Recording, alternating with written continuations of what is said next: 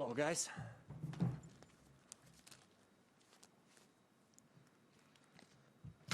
Congrats, Daniil.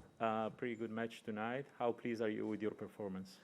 Yeah, it was definitely a tough match. Feeling a bit tired, but I think was playing great. Both of us. Nick was, because again, when you don't play for such a long time, you never know what to expect, and he was playing great. Yeah, top level, and I'm really happy to be the winner because I think it could go anywhere tonight. How did you manage to keep your concentration, especially in the third set when it was going crazy for a bit? Yeah, I mean, they were trying, to cheer him up, and they managed to do it. I mean, he was playing pretty strong in the third set where actually, he could go down mentally because it was 2 sets to love for me. I was playing pretty well. And yeah, he managed to step up his game. The crowd tried to help him, so I just I went out to change all my clothes to feel a little bit more fresh because I felt like I was missing this in the third set, so changed like everything. And just went out and was like, okay, I have to serve even better, to try to return even better, even if it was not so bad. And yeah, managed to do it. Of course, the break point was pretty nice to make this passing shot, and then I managed to serve well. And of course, the break point in the first game of the first set was also crucial, where, well, he could win it, but I managed, just to put it on the court, and that was enough. Okay. Daniil, did you enjoy the match tonight? Well, I enjoyed to win. It was really not easy. I think we played for maybe 3 hours, 3:30. I actually didn't look. And yeah, it's not easy, to play against the crowd. But I feel like these matches, they're not easy to play, but they stay as fun matches afterwards because in the end, yeah, we gave the crowd a big show, I think. Probably Nick more because, well, he's a big entertainer. I think it was a great match to watch. Already got a lot of messages, like not just congratulations like usual, but like, wow, what a match, congrats, man, and whatever. So I think, yeah, if I'm gonna watch it, I'm gonna enjoy it probably. Okay.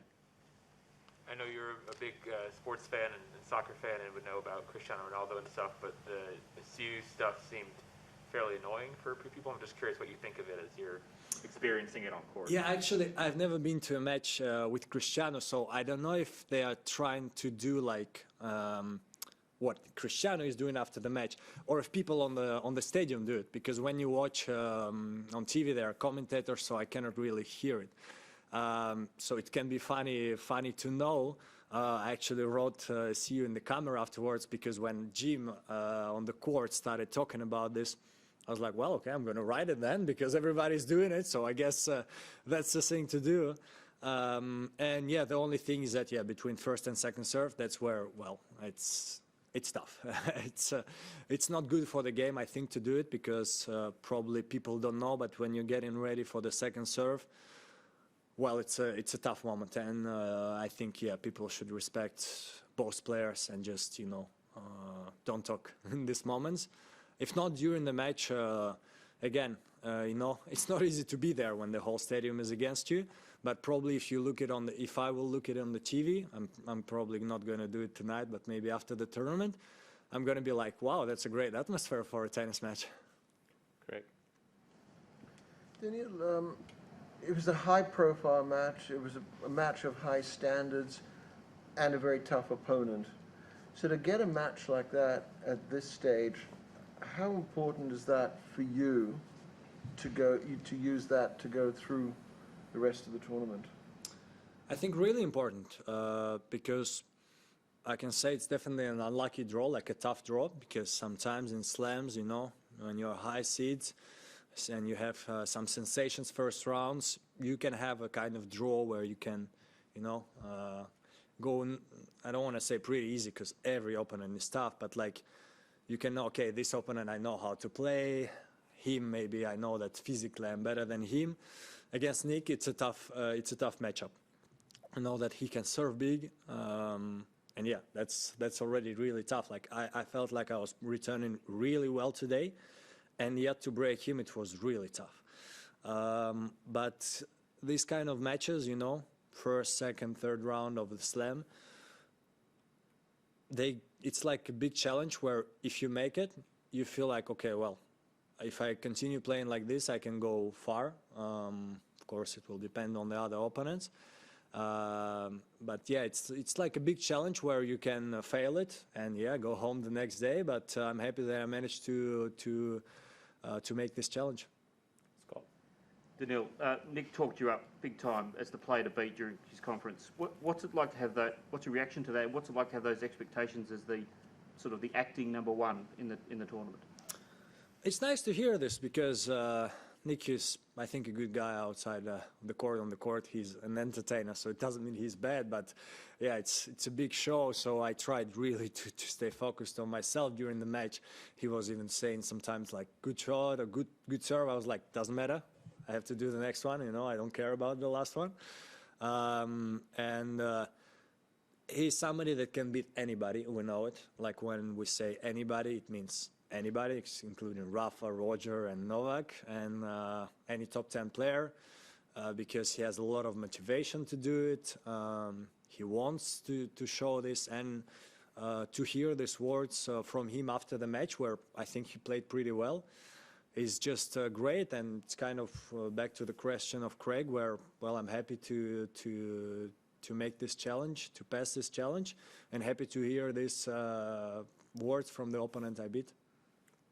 Matt. Daniil, that was the first time you'd beaten Kyrgios after losing the previous two. Just wondering if you compare yourself as a player now to, say, the player who played him in the Washington final of 2019, what parts do you think you've improved the most? Well, definitely a lot more experience, a lot more bigger matches played. When I played him in Washington, I was still on the come up. I was already, I think, top 10 after Wimbledon, but still I felt like I can go further and further. And actually then I made 5 more consecutive finals, winning 2 of them, which were Masters 1000, that final against Rafa. All of this is experience, and that helped me tonight, you know, to just put one shot more, one return in more, because I remember Washington, I think I almost didn't have chances on his serve. Today I had games where I had love 30, 15-30, and that puts pressure on your opponent. And that's, the biggest difference between me right now and me in the Washington final. Last one in the room, man. Nicole and me. Yeah, that's Okay. How much, especially with Djokovic off the tour for a bit now, we don't know when he's going to come back. How much is getting to the #1 ranking a motivation for you? Well, you know, I think the higher you climb the rankings, the further you want to go. So I've been #2 for quite a long time. I've been playing pretty well, and of course, I want to, you know, become #1, win 25 slams or something like this. But again, for me, the most important is hard work, you know, on myself, trying to improve my game, to be a better player. So try to win every tournament I play, like played ATP Cup, managed, you know, to come back from a tough loss, win 3 matches. We were really close to making something big for Russia, but we didn't manage to do it. Came here to Australian Open, prepared well, want to win as many matches as possible. It's tough. Grand Slams are tough. There are going to be tough opponents. Sometimes you lose early, sometimes you lose late, sometimes you win it. And I just want to, you know, try to play really good. If I manage to do big results, I can become #1. Especially, of course, with Novak losing his points here. I mean, we cannot not talk about this. But that's life, you know. Sometimes somebody is injured, sometimes somebody loses. Well, he didn't manage to play here. That was a big story, but the result is this. And if I manage to become #1, even with these circumstances, I think I should still have some credits.